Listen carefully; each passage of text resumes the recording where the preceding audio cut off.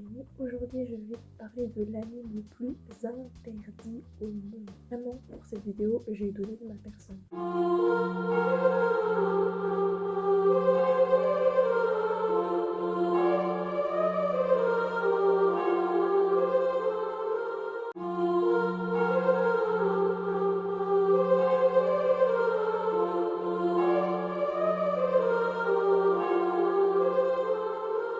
Oh my gosh!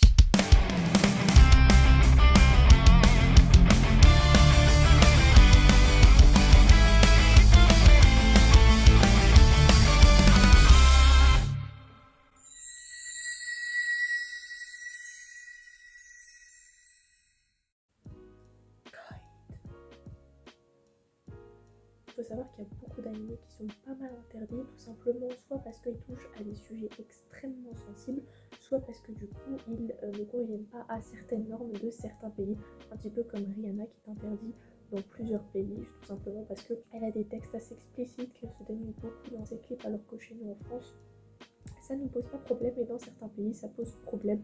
Donc ça, après, c'est une affaire de pays. Pour moi, ça m'intéressait de voir Kite, tout simplement parce que j'avais vu une vidéo d'un youtubeur en anglais et que ça m'avait complètement attiré l'esprit. Je me suis dit mais ça doit être trop bien par rapport à mon expérience, et qu'elle a été plutôt positive du moins pour Kite. Donc déjà, il faut savoir que c'est un anime assez ancien, je crois qu'il date de 1998, donc vous voyez, il était même pas né. Par contre, le mec, s'il était déjà né, il est du genre hentai. Donc déjà, pour commencer, on est d'accord, c'est des trucs assez explicites. Sauf que, me direz-vous, que serait le monde si tous les hentai étaient bannis? Donc on va voir pourquoi, au-delà de cette mention dans le genre hentai, c'est banni. Tout simplement, on nous parle d'une petite orpheline qui s'appelle Sawa, et qui d'ailleurs a une coupe qui me rappelle beaucoup Kakegurui. Et donc c'est une petite orpheline qui a perdu ses parents, mais d'une manière assez spéciale.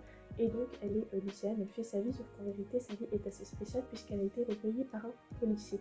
Mais un policier qui a la particularité malheureusement d'être corrompu, méchant, etc. Il va complètement la manipuler, lui faire faire des choses, enfin, ils font des choses un peu pas catholiques en fait, et il lui dit que si elle commet des crimes pour lui, en plus de faire ces choses pas catholiques avec lui, eh bien il va permettre à cette jeune fille de pouvoir retrouver ceux qui ont tué ses parents, et donc que cette jeune fille pourra se venger. Sauf que en fait, elle passe son temps à tuer des gens, elle devient une tueuse en série plutôt douée en plus, quitte à perdre son humanité, et sa vengeance n'arrive genre jamais. C'est vachement super triste pour elle, sauf qu'à un moment donné, dans sa solitude, elle va tomber sur un autre orphelin qui est un jeune homme qui s'appelle Oburi, et qui va combler sa solitude, et mutuellement ils vont créer un lien entre eux. Ils vont vraiment s'apporter mutuellement des choses et ça va les sauver, entre guillemets, parce que ils se soignent en passant du temps ensemble et en se disant oui mais en fait ce serait bien de rêver à une vie où on n'aura jamais été assassin, parce que oui, Oburi est aussi assassin quand même. Au niveau de l'ambiance un petit peu sombre, chaotique et tout, ça m'a grave fait penser à Death Note. Donc sa banane affiche, je sais que c'est ultra bizarre, avec une pointe de Dance in the Vampire Bond. Et honnêtement, est-ce que ça a été banni parce qu'il n'y a pas de scénario? Non, vraiment le scénario est super bien. Si on enlève les scènes hautes, on est d'accord que le scénario tient grave la route et qu'il y a vraiment un aspect psychologique où vraiment tu vois que le scénariste il a vraiment pris la peine de penser à une histoire. Parce que des fois, moi je regarde des détails et genre ils sont vraiment trop nuls, genre il n'y a pas de scénario, genre tout est prétexte à, mais il n'y a pas d'histoire, genre ça pue. Et des fois les explications qu'ils essaient de donner, les certain d'explications qu'ils essaient de donner, mais ça n'a ni queue ni tête, c'est vraiment pourri d'une puissance. Mais là pour le coup honnêtement, tout se tient, c'est assez logique. Et pourquoi c'est banni? Tout simplement parce que c'est vachement sombre quand même, qu'il y a aussi beaucoup de scènes pas très catholiques, mais c'est amené de manière très bizarre. Par exemple, genre il y a plein de morts et tout, et quand elle tue des gens, c'est des morts vraiment trop chelou, en mode elle est super héroïne et tout, elle se bat et tout, et elle les tue de manière ultra glauque, c'est vraiment chelou, enfin ça me met très mal à l'aise. Et il y a vraiment une ambiance assez triste, mélancolique, et le fait que les nuits soient vieux, ça rajoute en fait à la pression d'être pris à la gorge. En parlant de glauque, de hentai et de pris à la gorge, ça fait pas bon ménage les trois, mais je pense que tu comprends de quoi je parle. Je suis déçue, pas parce que c'est pas bien, au contraire j'ai adoré, vraiment je ne pensais pas aimer.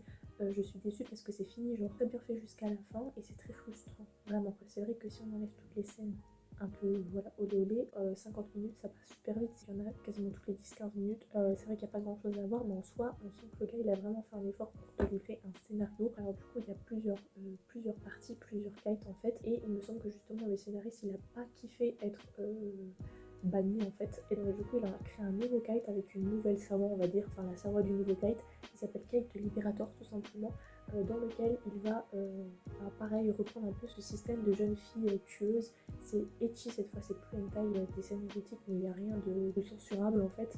Et donc du coup ça va tout simplement être une jeune fille qui est tueuse en série, tout simplement parce que son père était astronaute ou je sais pas trop quoi, et à un moment ça se passe pas bien dans sa fusée, il va se transformer en monstre, et c'est justement Sawa qui va être chargée de tuer les monstres comme son père et les gens autour. Enfin bref, c'est vraiment une histoire très spéciale. Et le truc drôle, c'est qu'elle est appelée l'ange de la mort tout simplement parce qu'elle s'amuse à balancer des plumes sur les gens qu'elle tue. Enfin bref, c'est un peu un délire comme ça. Et franchement, c'était super cool. Et j'ai appris qu'il y avait un live action qui s'appelait également Cat. Oh là là, qu'est-ce que c'est ironique.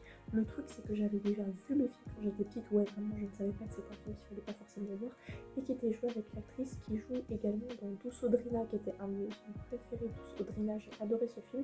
Elle jouait dans Cat. Et en fait, je l'avais déjà vu petite, mais je me rappelais plus trop avant de revoir l'affiche pour écrire le scénario de cette vidéo là, et donc j'ai revu le film et j'ai kiffé, genre je l'ai vraiment trouvé super sympa le live action. Alors c'est vrai qu'une fois que tu as vu l'anime tu trouves le live action un peu nul, mais si tu le connais pas et que tu regardes que le live action, tu trouves ça vraiment super bien fait. Par contre, là où je reste un petit peu sur ma faim, c'est que y a de la morale, il y a de la psychologie, mais on n'apprend jamais vraiment un peu plus sur Sawa, sur Obori, sur les personnages. On voit les flashbacks vite fait de leur passé, mais genre déjà que pour Sawa, pas pour les autres. Même on sait que l'autre est orphelin et qu'il a un passé trouble, mais c'est tout, sans pour autant détailler, parce qu'en fait leur passé on s'en fout, tout ce qu'on veut voir c'est comment ils se perdent humainement parlant, comment ils deviennent des assassins. Et en fait la réponse c'est que ça a été censuré tout simplement parce que c'était pas moral et que c'était dans le too much vraiment.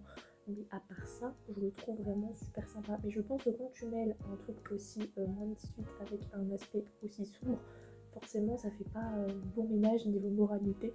Et donc c'est pour ça qu'il y a beaucoup de gens qui vont bannir. Voilà, cette vidéo est à présent terminée. J'espère qu'elle t'aura plu. Si c'est le cas, n'hésite pas à mettre un petit pouce bleu, me dire en commentaire si tu les as vus, ce que t'en as pensé.